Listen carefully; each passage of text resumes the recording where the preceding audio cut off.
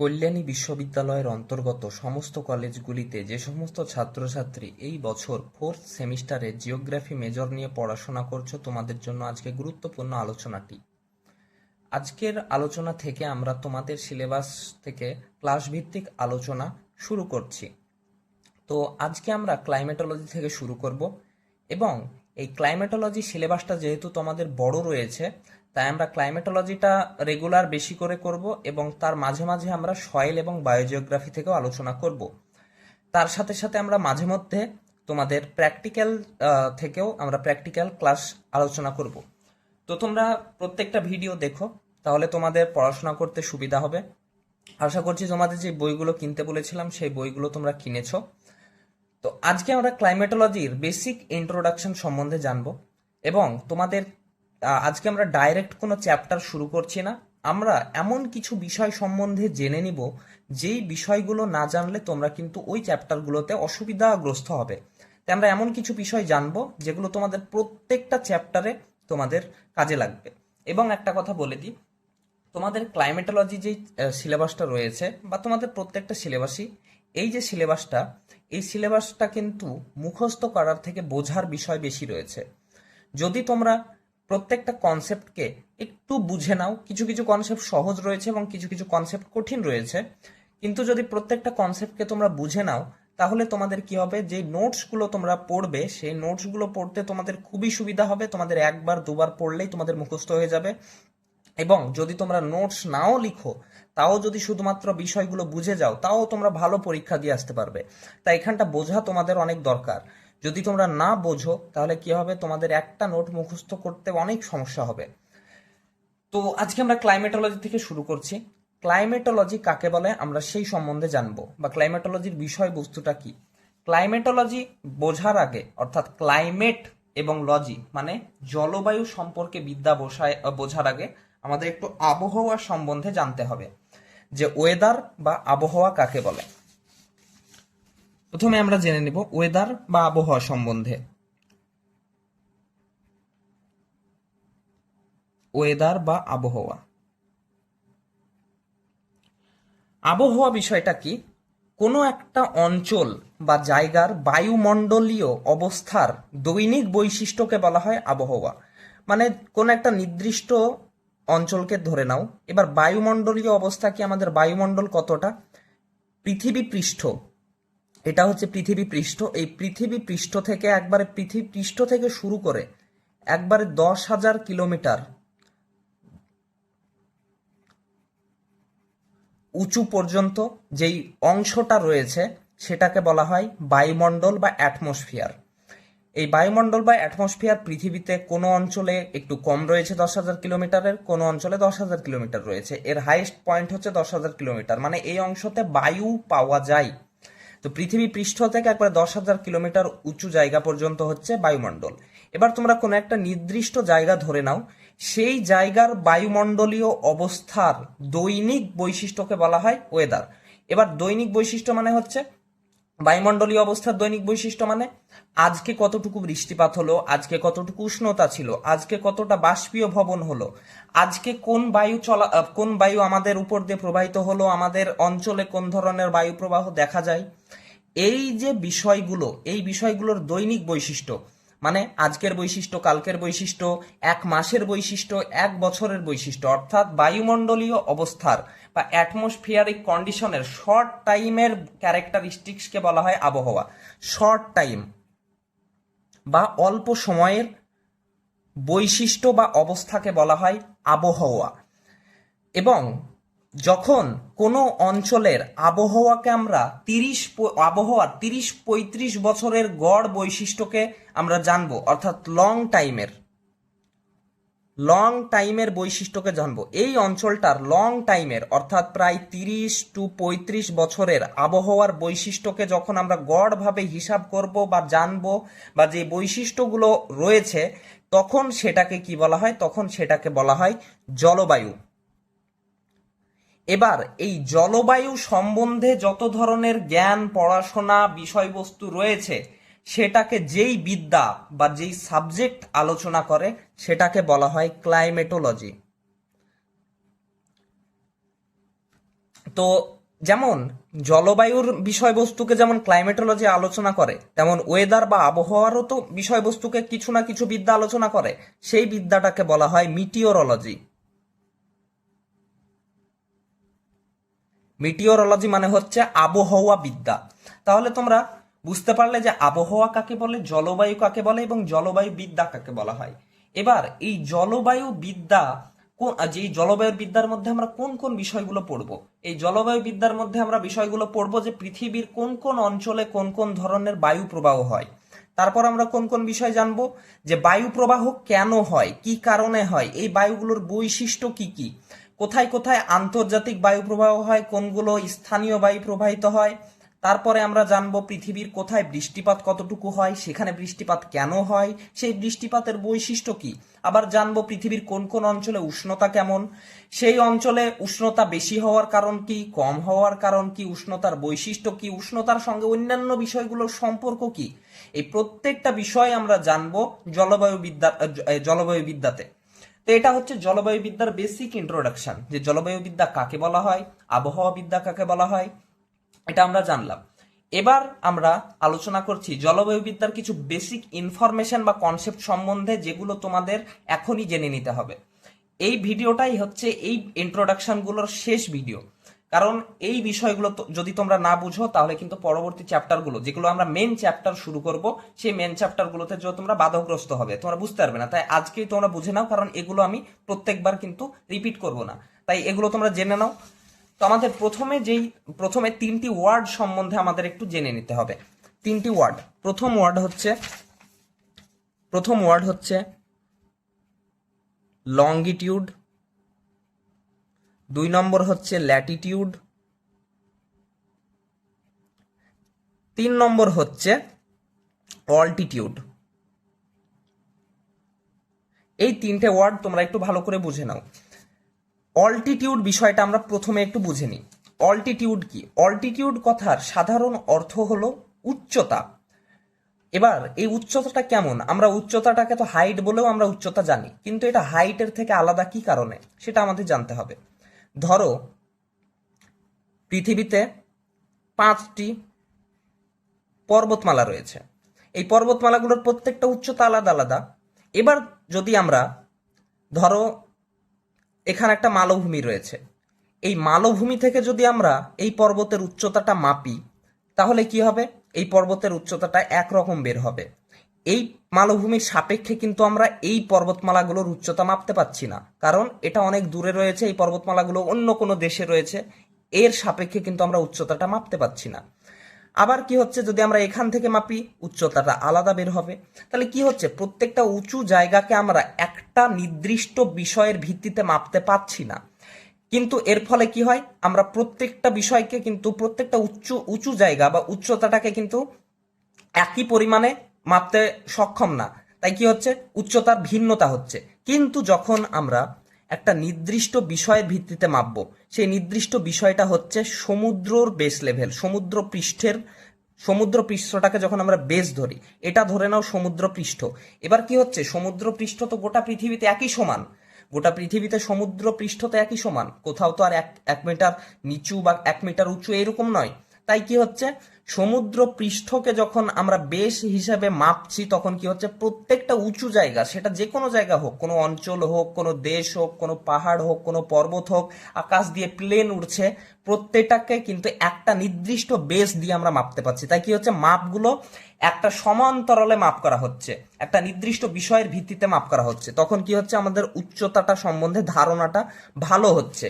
তাই এই যখন আমরা কোনো একটা নির্দিষ্ট বিষয়ের, অর্থাৎ সমুদ্র পৃষ্ঠের ভিত্তিতে যখন আমরা উচ্চতাটাকে মাপবো, তখন সেটাকে বলা হয় অল্টিটিউড। যেমন আমরা বলে থাকি যে মাউন্ট এভারেস্টের উচ্চতা হচ্ছে 8,848 মিটার। এই 8,848 মিটারটা কোথায় থেকে, এখান থেকে, না এই মালভূমি থেকে, না পশ্চিমবঙ্গ থেকে, না উত্তরপ্রদেশ থেকে, না অন্য কোনো জায়গা থেকে? এই মাপটা হচ্ছে সমুদ্র পৃষ্ঠ থেকে, যে সমুদ্র পৃষ্ঠ থেকে মাউন্ট এভারেস্টের উচ্চতা হচ্ছে 8,848 মিটার। তাই এটাকেই বলা হচ্ছে অল্টিটিউড। যখন আমরা সমুদ্র পৃষ্ঠের ভিত্তিতে যখন আমরা উচ্চতাকে মাপছি তখন সেটাকে বলা হচ্ছে অল্টিটিউড। তো অল্টিটিউড বিষয়টা তোমরা বুঝতে পারলে। এবার আমাদের লঙ্গিটিউড এবং ল্যাটিটিউড বিষয় দুটো বুঝতে হবে। তো আমরা ল্যাটিটিউড দিয়ে শুরু করছি।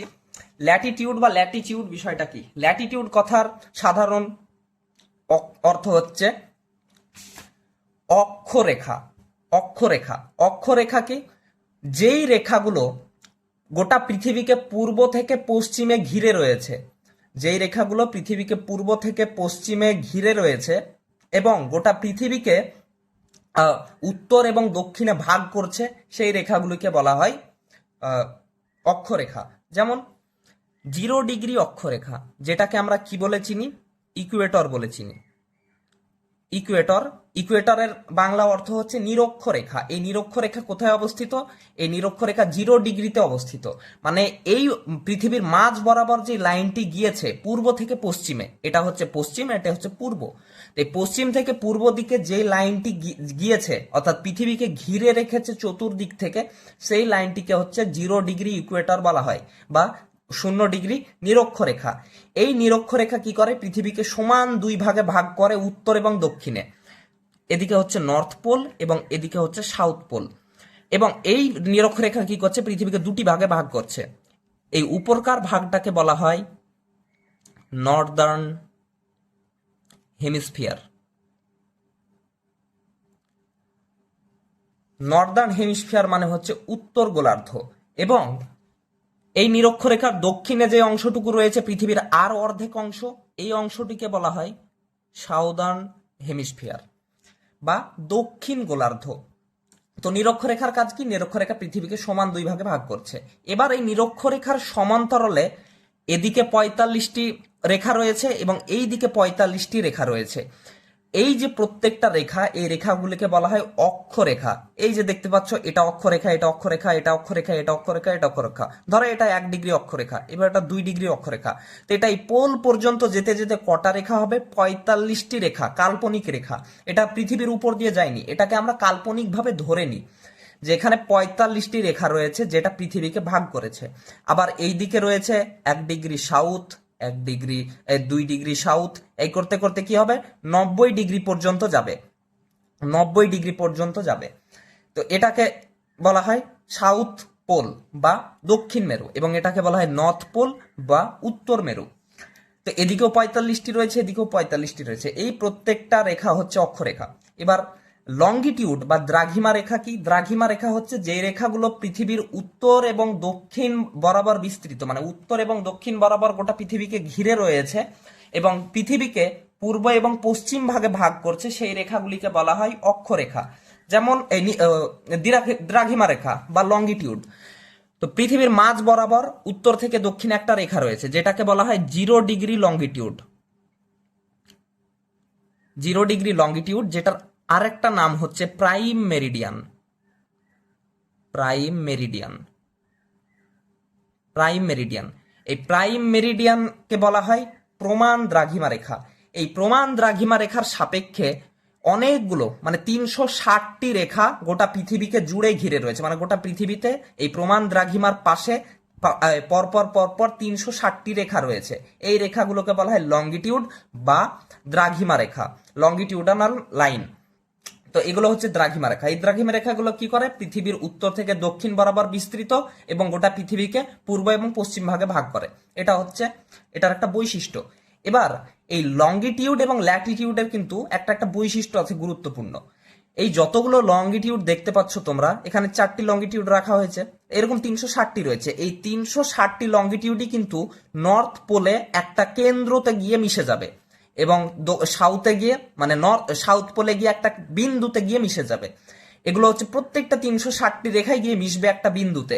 কিন্তু যতগুলো তোমরা ল্যাটিটিউড দেখতে পাচ্ছ বা অক্ষরেখা দেখতে পাচ্ছ, এই অক্ষরেখাগুলো কিন্তু একটার সাথে একটা কোনো সময় টাচ করবে না, একটার সঙ্গে একটা মিলবে না। এটা যাচ্ছে, এটা ঘুরে আবার এর সঙ্গে এসে মিলবে, কিন্তু আর একটার সঙ্গে টাচ করবে না। এটা হচ্ছে এই লঙ্গিটিউড এবং ল্যাটিটিউডের বৈশিষ্ট্য, যে লঙ্গিটিউডগুলো প্রত্যেকটা একটার সঙ্গে আরেকটা একটা না একটা সময় গিয়ে এই নর্থ পোলে এবং সাউথ পোলে গিয়ে টাচ করবে, একটা কেন্দ্রতে গিয়ে মিলে যাবে।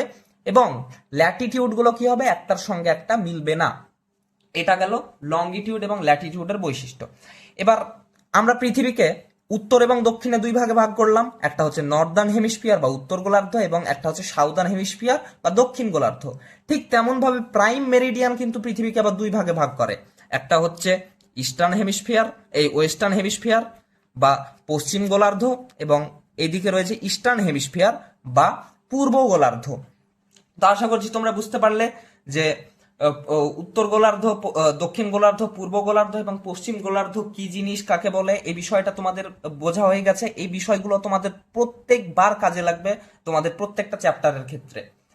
এবার আমাদের আর কিছু বিষয় সম্বন্ধে জানতে হবে, যেমন আমরা একটা বিষয় সম্বন্ধে জানবো, সেটা হচ্ছে ইনসোলেশন। ইনসোলেশন, এই ইনসোলেশন বিষয়টা কি? ইনসোলেশন মানে হচ্ছে আগত সৌর বিকিরণের টোটাল পরিমাণ। টোটাল পরিমাণ মানে এই যে সূর্য, এই সূর্য তো গোটা পৃথিবীতে প্রত্যেক মিনিটে সেকেন্ডে কিন্তু নিজের তাপ মানে দিচ্ছে বা সূর্যের আলো দিচ্ছে। এই যতটুকু সূর্যের আলো পৃথিবীতে এসে পৌঁছায় সেই টোটাল পরিমাণ সূর্য শক্তিকে বলা হয় ইনসোলেশন। মানে যেই শক্তিটুকু পৃথিবীতে এসে পৌঁছায়, মানে পৃথিবীর বাইরেও তো যাচ্ছে সৌরশক্তি, কিন্তু যেই শক্তিটুকু পৃথিবীতে এসে পৌঁছায় সেই শক্তিটিকে বলা হয় ইনসোলেশন বা সৌরশক্তির তাপীয় ফল। এক্ষেত্রে আমরা বলে দিই, এক্ষেত্রে আমরা সৌর রশ্মিকে কিন্তু আমরা সৌর রশ্মি না বলে আমরা কি বলবো? Solar radiation. Solar radiation, incoming solar radiation মানে আগত সৌর বিকিরণ। আগত মানে হচ্ছে যেই শক্তিটুকু আসছে। তো এই ইনকামিং সোলার রেডিয়েশন পৃথিবীতে কতটুকু আসে, মানে এই ইনসোলেশন টোটাল কতটুকু আসে? ইনসোলেশন আসে 1361 watt per metre square per second.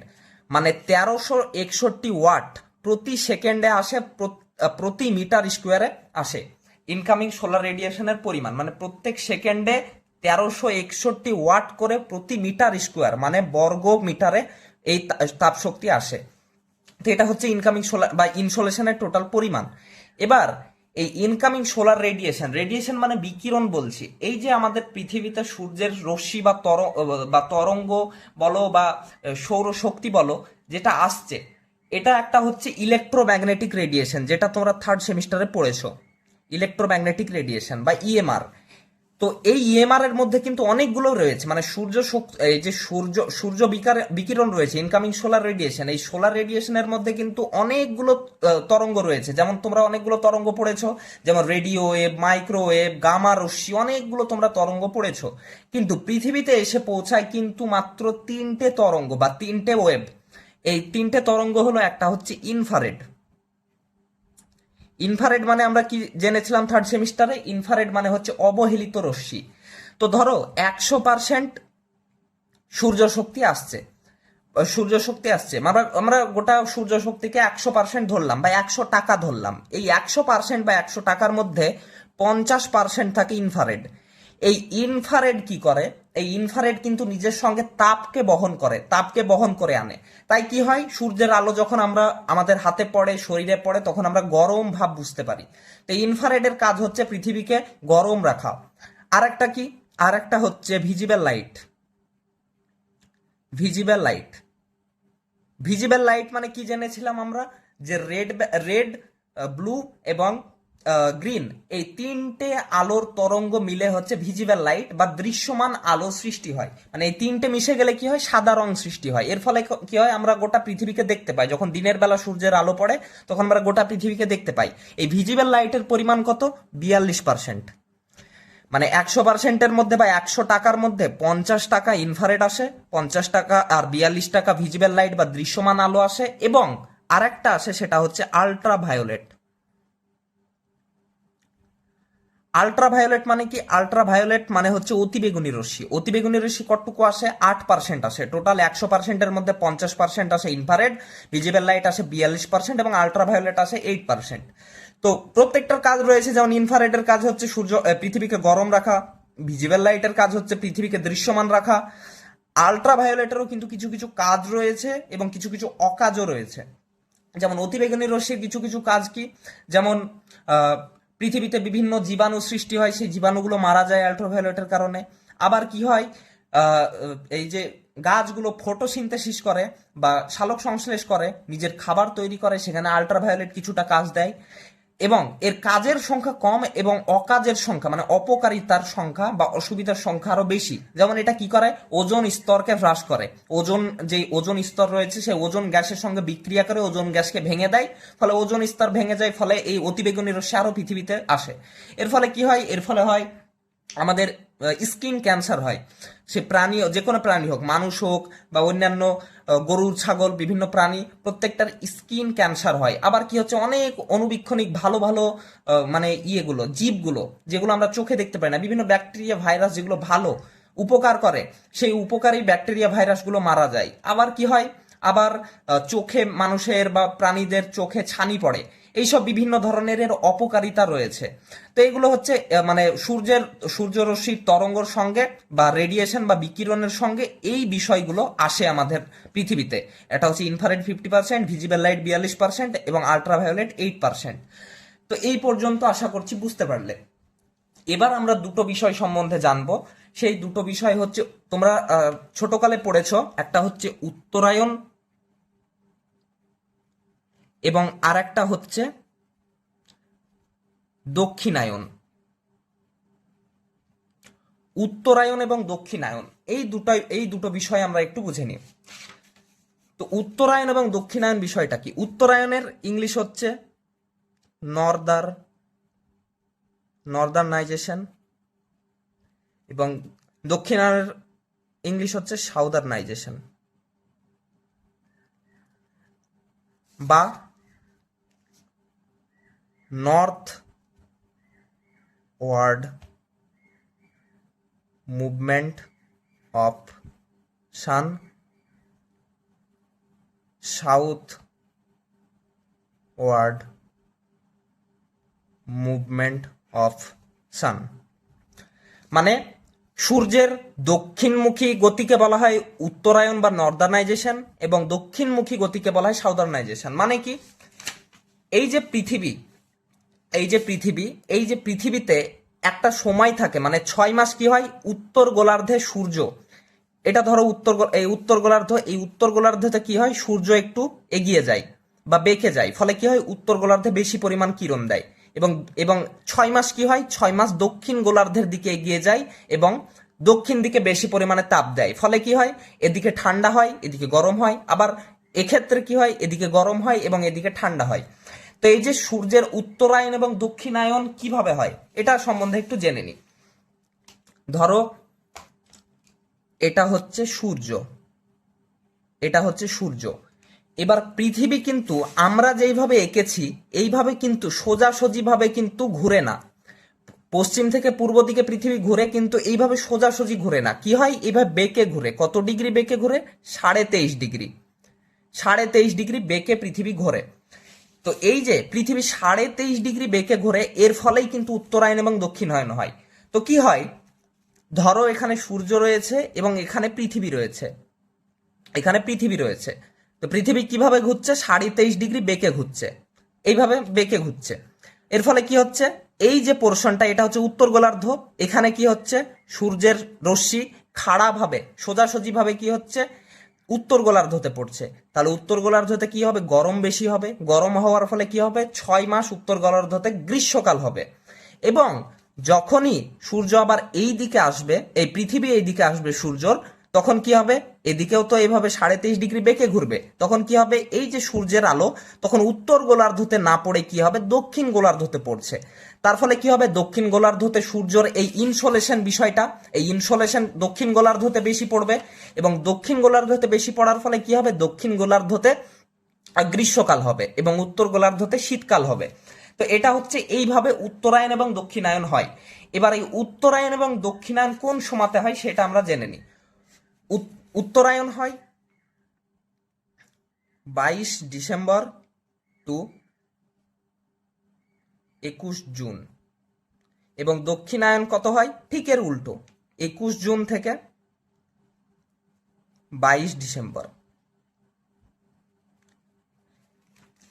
এই যে 21 জুন থেকে 22 ডিসেম্বর এই সময়টা দক্ষিণায়ন হয়, মানে সূর্য এই যে দক্ষিণ গোলার্ধ, এই দক্ষিণ গোলার্ধতে বেশি কিরণ দেয়, উত্তর গোলার্ধতে কম কিরণ দেয়। ফলে কি হয়, এই জায়গাটুকুতে এই সময়ের মধ্যে গ্রীষ্মকাল চলে। এখানটাতে টোটালটাতে তখন কি হবে, গ্রীষ্মকাল থাকবে।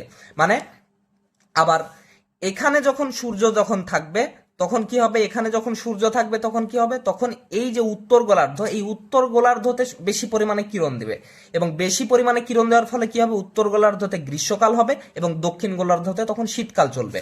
এই সময়টার মধ্যে 22 ডিসেম্বর টু 21 জুন উত্তরায়ণ, যখন উত্তর গোলার্ধতে গ্রীষ্মকাল থাকে, এবং 21 জুন টু 22 ডিসেম্বর কি হয়, সূর্য আবার ঘুরে এই সাইডে চলে আসে। এবার এই চলে আসার ফলে কি হয়, এই চলে আসার ফলে হয় যে দক্ষিণ গোলার্ধতে এই 21 জুন থেকে 22 ডিসেম্বর পর্যন্ত গ্রীষ্মকাল থাকে এবং এখানে তখন শীতকাল থাকে। অর্থাৎ আমাদের মানে ভারত যেহেতু উত্তর গোলার্ধে অবস্থিত, তাই ভারত যেহেতু উত্তর গোলার্ধে অবস্থিত, তাই ভারতে যখন শীতকাল চলে, এদিকে উত্তর আমেরিকাতেও কিন্তু শীতকাল চলবে।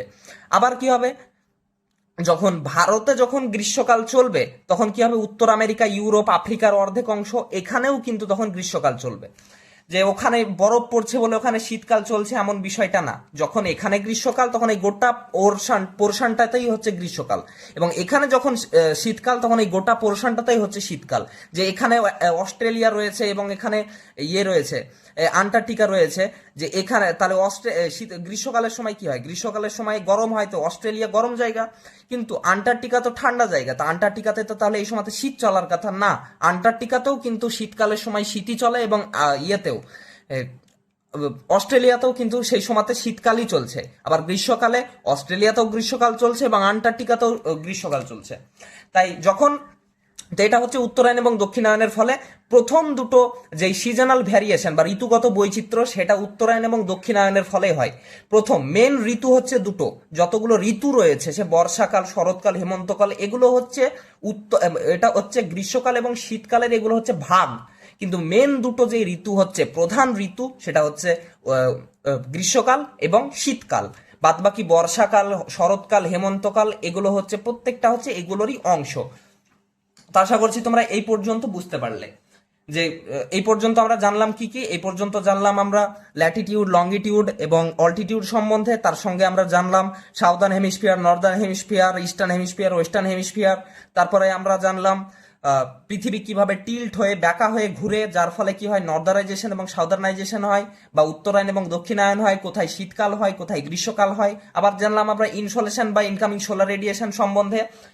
এবার আমরা কিছু তিনটে গুরুত্বপূর্ণ বিষয় সম্বন্ধে জেনে নিব। এই তিনটে গুরুত্বপূর্ণ বিষয় তোমাদের পরীক্ষাতে ডাইরেক্ট 2 মার্কের জন্য আসে। একটা হচ্ছে normal lapse rate. Normal lapse rate মানে হচ্ছে স্বাভাবিক তাপ বিযুক্তি হার। স্বাভাবিক তাপ বিযুক্তি হার মানে হচ্ছে, তোমরা এটা সম্বন্ধে জানো যে কি হয়, গোটা পৃথিবীতে প্রতি 1 কিলোমিটার উচ্চতা বৃদ্ধির সাথে 6.4 ডিগ্রি সেলসিয়াস করে তাপমাত্রা কমে। এই যে নর্মাল ল্যাপস রেট, এটাকেই বলা হয় যে স্বাভাবিক তাপ বিযুক্তি হার। যে প্রত্যেক 1 কিলোমিটার উচ্চতা বাড়লো মানে 6.4 ডিগ্রি সেলসিয়াস করে তাপমাত্রা কমবে। কিন্তু এবার বিষয় হচ্ছে, এই যে অঞ্চল, এখানে দুটো অঞ্চল রয়েছে, এই দুটো অঞ্চলে কিন্তু তুমি যদি 1 কিলোমিটার উঠো তাহলে কিন্তু 6.4 ডিগ্রি সেলসিয়াস তাপমাত্রা কমবে না, হয় কম কমবে না হলে বেশি কমবে। তাহলে 6.4 ডিগ্রি সেলসিয়াস তাপমাত্রা বলে কেন, এটা হচ্ছে গড় তাপমাত্রা, গোটা পৃথিবীর গড় তাপমাত্রা প্রতি 1 কিলোমিটার উচ্চতা বৃদ্ধির সাথে 6.4 ডিগ্রি সেলসিয়াস করে তাপমাত্রা কমে, এটা হচ্ছে গড়। এটা কিন্তু অ্যাকচুয়াল তাপমাত্রা কমার হার না, এটা হচ্ছে গড়। যেমন কি হয়, তুমি যদি একবারে নর্থ পোলে চলে যাও, ঠান্ডা জায়গা, সেখানে যদি 1 কিলোমিটার 1 কিলোমিটার উঁচুতে যাও, তাহলে কি হবে, তাপমাত্রা অনেক কম কমবে, মানে কমবে, আরো কম কমবে। কিন্তু যদি তুমি ধরে নাও থর মরুভূমিতে গিয়ে যদি তুমি তাপমাত্রা 1 কিলোমিটার উচ্চতা বৃদ্ধি হয়, তাহলে কি হবে, ওই তুলনায় অনেক কম কমবে। মানে দেখা যাচ্ছে ওখানে দেখা যাচ্ছে 8 ডিগ্রি সেলসিয়াস কম ছিল, এখানে দেখা যাচ্ছে যে 4 ডিগ্রি সেলসিয়াস কমছে। তো কি হচ্ছে, এটা গোটা পৃথিবীর গড় মাপ 6.4 ডিগ্রি সেলসিয়াস, এটা কিন্তু অ্যাকচুয়াল না। এবার অ্যাকচুয়ালটা কি, সেটাকে বলা হয় আমরা environmental lapse rate. Environmental lapse rate, এই দুটোই তোমাদের কিন্তু পরীক্ষাতে 2 মার্কের প্রশ্নতে আসে। যে নর্মাল ল্যাপস রেট কাকে বলে এবং ইনভায়রনমেন্টাল ল্যাপস রেট কাকে বলে। ইনভায়রনমেন্টাল ল্যাপস রেট কি? দুটো অঞ্চল, এটা দুটো অঞ্চল, এর যতটুকু 1 কিলোমিটার উচ্চতাতে 1 কিলোমিটার উচ্চতা বৃদ্ধির সাথে যতটুকু তাপমাত্রা কমবে, প্রকৃত তাপমাত্রা কমবে, সেটাকে বলা হয়, সেটা হচ্ছে এই অঞ্চলের ইনভায়রনমেন্টাল ল্যাপস রেট। এবং এই অঞ্চলে যতটুকু তাপমাত্রা কমবে তার ইনভায়রনমেন্টাল ল্যাপস রেট, মানে এটা হচ্ছে প্রকৃত, এটা হচ্ছে গড় এবং এটা হচ্ছে প্রকৃত তাপমাত্রা কম। তো এটাকে বলা হয় প্রাকৃতিক তাপ বিযুক্তি হার এবং এটাকে বলা হয় স্বাভাবিক তাপ বিযুক্তি হার। মানে এটা মানে সেটা হচ্ছে এক্সাক্ট তাপমাত্রা যেটা কমবে এবং এটা হচ্ছে গড় তাপমাত্রা। তাই নর্মাল ল্যাপস রেট এবং ইনভায়রনমেন্টাল ল্যাপস রেট কাকে বলে এই জিনিসটা বুঝলে এবং এই দুটোর মধ্যে যদি পার্থক্য দিয়ে দেয় তাহলেও সেটা বুঝতে পারলে এটা গড় এবং এটা হচ্ছে অ্যাকচুয়াল মানে আসল। এবার আর একটা বিষয়, সেটা হচ্ছে তোমরা 9-10-এ পড়েছো ল্যাটেন্ট হিট। ল্যাটেন্ট হিট মানে হচ্ছে লীন তাপ। এই লীন তাপ কাকে বলা হয়? লীন তাপ বিষয়টা একটু আমাদের বুঝতে হবে।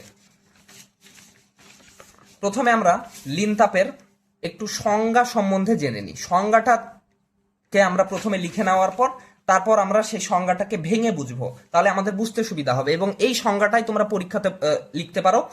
তো এটাও 2 মার্কের জন্য তোমাদের পরীক্ষাতে আসে। সেটা কি? Latent heat. ল্যাটেন্ট হিটের সংজ্ঞা তো কি? কোনো পদার্থের, তোমরা লিখে নিতে পারো এটা, তাপমাত্রা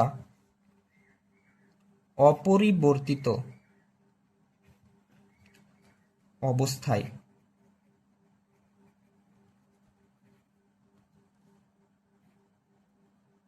তার অবস্থার পরিবর্তনের জন্য যে পরিমাণ তাপ গ্রহণ বা বর্জন করা প্রয়োজন সেই তাপকে লীন তাপ বলা হয়। এটা হচ্ছে লীন তাপের সংজ্ঞা। এবার এই সংজ্ঞাতে কি বলতে চাইছে? তো প্রথমে আমরা জানবো যে স্টেট কটি। স্টেট মানে হচ্ছে অবস্থা। একটা হচ্ছে সলিড স্টেট, আমরা জলের নিয়ে আলোচনা করব। জলের সলিড স্টেটকে আমরা কি বলি? সলিড মানে কঠিন অবস্থাকে আমরা কি বলি? সেটাকে বলি আমরা আইস। লিকুইড অবস্থা সেটা তো জল, লিকুইড অবস্থা হচ্ছে জল, এরকম জলের ফোঁটা, এবং গ্যাসীয় অবস্থা সেটা হচ্ছে বাষ্প, এটা হচ্ছে বাষ্প, এবং এটা হচ্ছে জলের তরল অবস্থা। তো জলের 3টি অবস্থা রয়েছে এবং প্রত্যেকটা বিষয়ের 3টি অবস্থা থাকে, একটা হচ্ছে লিকুইড, সলিড এবং গ্যাসিয়াস অবস্থা। তো এই যে লীন তাপ কি? লীন তাপ বলতে চাইছে যে লীন তাপ হলো এই যে আইস বা বরফ, এই বরফের নিজের তাপমাত্রা কোনো সময় বাড়বেও না কমবেও না। কি হবে? যেই তাপের ফলে এই আইস জলে পরিবর্তন হবে সেই তাপকে বলা হয় লীন তাপ। বিষয়টা একটু আমরা বোঝার চেষ্টা করি। ধরো এই বরফের খণ্ডটা রয়েছে, এই বরফের খণ্ডটাতে সূর্যের আলো এসে পড়ছে, এই সূর্যের আলো এসে পড়ছে। তো বরফের খণ্ডটার ধরো তাপমাত্রা হচ্ছে 0 ডিগ্রি সেলসিয়াস, 0 ডিগ্রি সেলসিয়াস। এই সূর্যের আলো বরফের খণ্ডটাতে এসে পড়ছে। তো তুমি যদি থার্মোমিটার নিয়ে যাও এবং এখানে যদি টাচ করে দেখো, সূর্যের আলো তো প্রতিনিয়ত প্রত্যেক মানে সেকেন্ডে সেকেন্ডে কিন্তু তাপ দিচ্ছে এখানে, কিন্তু যদি তুমি থার্মোমিটার নিয়ে যাও এবং এর উপর যদি তুমি ধরো তাহলে কি হবে? 0 ডিগ্রি সেলসিয়াসই দেখাবে, কিন্তু বেশি বা কম দেখাবে না, 0 ডিগ্রি সেলসিয়াসই দেখাবে।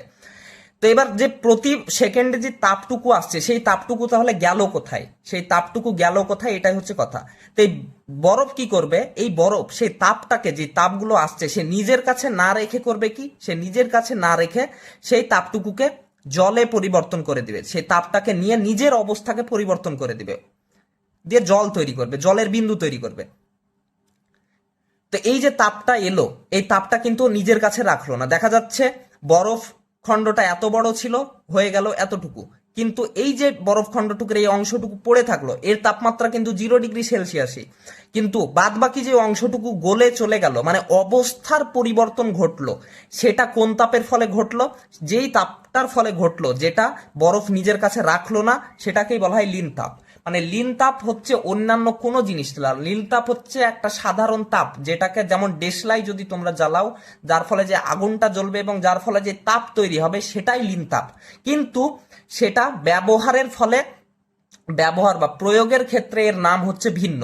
কারণ এটা হচ্ছে লীন তাপ, একে বলার কারণ হচ্ছে লুকায়িত, ল্যাটেন্ট, বা লীন মানে হচ্ছে যেই জিনিস দেখা যায় না বা মানে মানে ইয়ে করা যায় না, যেটা লুকিয়ে থাকে। তো এখানে কি হচ্ছে, এই 0 ডিগ্রি সেলসিয়াস যেটা থাকছে, তুমি যদি থার্মোমিটার ধরো তাহলে কিন্তু 0 ডিগ্রি সেলসিয়াসই দেখতে পাবে, বরফ যতক্ষণ গলে শেষ না হয়ে যাবে 0 ডিগ্রি সেলসিয়াসই দেখাবে।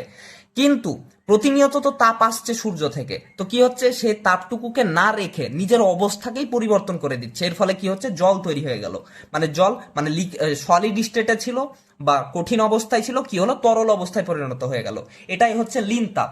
এবং যদি ধরো এই যে সূর্য, এই সূর্য তো আবার জলেও তো তার তাপকে ফেলছে, জলেও তো তার তাপকে দিচ্ছে। তো কি করছে, তুমি যদি জলে যাও, জলে জল জল থেকে বাষ্প কখন তৈরি হয়? 100 ডিগ্রি সেলসিয়াস যখন তাপমাত্রা পৌঁছায় তখন জল থেকে বাষ্প তৈরি হয়। তো কি হচ্ছে, এ যখন তাপ দিচ্ছে তখন জল টকবক করে ফুটছে, দিয়ে দেখা যাচ্ছে জলের তাপমাত্রা পৌঁছালো 100 ডিগ্রি সেলসিয়াস। 100 ডিগ্রি সেলসিয়াস তাপমাত্রা পৌঁছালো। এবার কিন্তু এই 100 ডিগ্রি সেলসিয়াসের পর কিন্তু আর 101 ডিগ্রি সেলসিয়াস তাপমাত্রা আর হবে না। কি হবে, এই যত তাপ আসছে, তাপ তো প্রতি সেকেন্ডে আসছে, তাহলে তো হওয়া উচিত 101, 102, 103, 104 এই করে জলের তাপমাত্রা তো বাড়া উচিত। কিন্তু জলের তাপমাত্রা না বেড়ে কি হচ্ছে, জলই নিজের নিজের অবস্থাকে পরিবর্তন করে দিয়ে বাষ্পতে পরিণত হয়ে যাচ্ছে, ইভাপোরেট হয়ে যাচ্ছে বা ইভাপোরেশন হয়ে যাচ্ছে। এই ইভাপোরেশনের ফলে কি হচ্ছে, বাষ্প তৈরি হচ্ছে। এই বাষ্পটা কি, বাষ্পটা হচ্ছে গ্যাসীয় অবস্থা। তাহলে ছিল তরল অবস্থায়, কিন্তু পরিবর্তন হলো কোথায়, গ্যাসীয় অবস্থায়। তো এটাই হচ্ছে লীন তাপ। যে লীন তাপ কি, যেই লীন তাপ হচ্ছে এমন একটা তাপ যা সেই বস্তুর বা সেই পদার্থের তাপমাত্রাকে অপরিবর্তিত রেখে, মানে এই 100 ডিগ্রি সেলসিয়াস ছিল, 100 ডিগ্রি সেলসিয়াসই থাকবে, 101 ডিগ্রি সেলসিয়াস হবে না। এবং তার অবস্থার পরিবর্তনের জন্য, মানে শুধু তার অবস্থান পরিবর্তন করবে, অবস্থার পরিবর্তন করবে, মানে জল ছিল যেটা হচ্ছে লিকুইড স্টেট, সেটা কি হয়ে গেল, গ্যাসিয়াস স্টেট, মানে গ্যাসীয় অবস্থা, অর্থাৎ বাষ্পতে পরিণত হয়ে গেল। এই পরিণত হওয়ার জন্য যেইটুকু পরিমাণ তাপ প্রয়োজন, সেই তাপটাকে বলা হয় লীন তাপ। তাহলে আশা করছি লীন তাপ সম্বন্ধে বুঝলে, যে লীন তাপ হচ্ছে এমন তাপ যা কি করে, যা যেই পদার্থতে তাপ পড়ছে তার কোনো তাপের মানে তার তাপমাত্রাকে বাড়ায় না বা কমায় না। কি করে, তাপমাত্রাকে বাড়ায় না বা কমায় না, কি করে, তার অবস্থাকে পরিবর্তন করে দেয়। অবস্থা কটি, তিনটি, একটা হচ্ছে সলিড, একটা হচ্ছে লিকুইড এবং একটা হচ্ছে গ্যাসিয়াস। তো কি করে, সলিড থাকলে লিকুইড হবে, লিকুইড থাকলে গ্যাস হবে। আবার কি হচ্ছে, এখানে আর একটা জায়গা লেখা আছে যে যে পরিমাণ তাপ গ্রহণ, এখানে কি হচ্ছে, তাপেরা গ্রহণ করছে, কিন্তু এখানে পাশে লেখা আছে বর্জন। বর্জন করা মানে হচ্ছে কেড়ে নেওয়া। তো এই যে বাষ্প, এই বাষ্প কি হচ্ছে, এই বাষ্প তো হালকা হয়ে যাচ্ছে, হালকা হয়ে যাওয়ার ফলে কি হচ্ছে, বায়ুমণ্ডলে উঠে যাচ্ছে। তো আমরা এক্ষুনি কি জানলাম, যে প্রত্যেক 1 কিলোমিটার উচ্চতায় 6.4 ডিগ্রি সেলসিয়াস করে গড় তাপমাত্রা কমে। তো দেখা যাচ্ছে যে 5 কিলোমিটার উপরে উঠে গেল, 5 কিলোমিটার উপরে উঠে যে কি হচ্ছে, উপরকার বায়ুমণ্ডলের উষ্ণতা 0 ডিগ্রি সেলসিয়াসের নিচে চলে গেল। বায়ুমণ্ডলের উষ্ণতা 0 ডিগ্রি সেলসিয়াসের নিচে চলে গেল, তাহলে কি হচ্ছে, এই বাষ্প তো তখন আবার হয়ে যাবে, ঠান্ডা হবে, এবং বাষ্প ঠান্ডা হলে কি হয়, বাষ্প ঠান্ডা হলে আবার জলে পরিণত হয়ে যাবে। তাহলে কি হলো, ঠান্ডা হওয়া মানে কি, ঠান্ডা হওয়া মানে হচ্ছে এর কাছে তাপ বর্জন করা, মানে তাপকে কেড়ে নেওয়া। তো কি করছে, বাষ্প থেকে যখন তাপ কেড়ে নিচ্ছে বায়ুমণ্ডল, তখন কি হচ্ছে, বাষ্প আর তার গ্যাসীয় অবস্থায় বা গ্যাসিয়াস ফর্মে থাকছে না, কি হচ্ছে, তখন সে লিকুইড ফর্মে চলে আসছে। এবার আবার লিকুইড ফর্ম থেকে কি হবে, আবার যখন আর একটু তাপমাত্রা কমে যাবে তখন কি হবে, তখন সে আবার এই লিকুইড থেকে তখন কি হবে, লিকুইড থেকে তখন সে আবার সলিড ফর্মে চলে আসবে বা বরফ জমে যাবে। তার ফলে কি হয়, এই ল্যাটেন্ট হিট। এবার লীন তাপের কাজ কি, আমরা কেন ক্লাইমেটোলজিতে পড়বো, এটাই হচ্ছে মেন জিনিস। যার ফলে কি হয়, যদি সমুদ্রের জল থাকে, সমুদ্রে জল রয়েছে, সেই জলটুকু কি হচ্ছে, সূর্যের আলো পড়ছে, এই লীন তাপের ফলে কি হচ্ছে, সেটা বাষ্পে পরিণত হচ্ছে। বাষ্পে পরিণত হওয়ার ফলে কি হচ্ছে, বাষ্পে পরিণত হওয়ার ফলে সে হালকা হয়ে যাচ্ছে, হালকা হয়ে বায়ুমণ্ডলে উঠে যাচ্ছে, উপরে উঠে যাচ্ছে। উপরে উঠতে উঠতে এমন পর্যায়ে পৌঁছালো যেখানে ঠান্ডা হয়ে গেল বায়ুমণ্ডল, খুবই ঠান্ডা হয়ে গেল। তখন কি হচ্ছে, তখন এ নিজের স্টেটকে বা অবস্থাকে চেঞ্জ করছে। চেঞ্জ করে কি হচ্ছে, সে ছোট ছোট ছোট ছোট ছোট ছোট ইয়ের সৃষ্টি করছে, বরফের কেলাস তৈরি করছে। বরফের কেলাস বা আইস ক্রিস্টাল তৈরি করছে, মানে উপরে বরফ জমছে। তার ফলেই তো কি হয়, বরফ যখন জমে গেল তখন কি হলো, ভারী হয়ে গেল। ভারী হয়ে যাওয়ার ফলে কি হয়, সে আর নিজের ভারসাম্য আকাশে আর রাখতে পারছে না। আকাশে রাখতে না পারার কারণে কি হচ্ছে, সে নিচে নেমে আসছে। নিচে নামতে নামতে বায়ুমণ্ডলের ঘর্ষণের কারণে সে আবার বাষ্প এই সলিড মানে বরফ থেকে কি হচ্ছে, জল হচ্ছে। জল হওয়ার ফলে মাটিতে পড়ছে, তখন আমরা সেটাকে কি বলি, বৃষ্টিপাত। অর্থাৎ লীন তাপের ফলে এগুলো হচ্ছে। বৃষ্টিপাত হওয়ার জন্য লীন তাপ অনেক গুরুত্বপূর্ণ। তাই ক্লাইমেটোলজি বা জলবায়ু বিদ্যায় লীন তাপ পড়তে হয়। এবং লীন তাপ সরাসরি তোমাদের 2 মার্কের জন্য প্রশ্ন আসে যে লীন তাপ কাকে বলা হয়, হোয়াট ইজ ল্যাটেন্ট হিট। তাহলে আশা করছি লীন তাপ বুঝলে। তো আমরা কয়েকটা বিষয় সম্বন্ধে তোমাদের আলোচনা করলাম, এগুলোই হচ্ছে তোমাদের কিছু কিছু কি বিষয়, মানে হচ্ছে কি পয়েন্ট। তো এই কি পয়েন্টগুলো তোমাদের মনে রাখতে হবে। এগুলো তোমরা যদি একবারে বুঝতে না পারো তাহলে কয়েকবার বুঝে নাও। আমি যতটা সম্ভব চেষ্টা করলাম তোমাদের সহজভাবে বুঝিয়ে দেওয়ার। আরেকবার ভিডিওটা দেখো তোমরা যদি একবারে বুঝতে না পারো, এবং তোমাদের যদি কোনো সমস্যা হয় কোনো জায়গায় বুঝতে, তাহলে আরেকবার আমাকে কমেন্ট বক্সে জানাও, আমি পরের ভিডিওতে সেই বিষয়টা বুঝিয়ে দেবো আবার। তো আজকের মতো এই পর্যন্তই। ভালো থেকো সবাই, ভালো করে পড়াশোনা করো। এর পরবর্তী ভিডিওতে আমরা তোমাদের হিট বাজেট চ্যাপ্টার শুরু করব। হিট বাজেট ভালো চ্যাপ্টার, তোমাদের ক্লাইমেটোলজি পড়তে খুবই ভালো লাগবে যদি তোমরা একটু মনোযোগ দিয়ে বোঝার চেষ্টা করো। ক্লাইমেটোলজি পড়তে দারুণ লাগবে তোমাদের, জলবায়ু বিদ্যা পড়তে খুবই ভালো লাগবে। তো তোমরা একটু বোঝার চেষ্টা করো, ক্লাসগুলো রেগুলার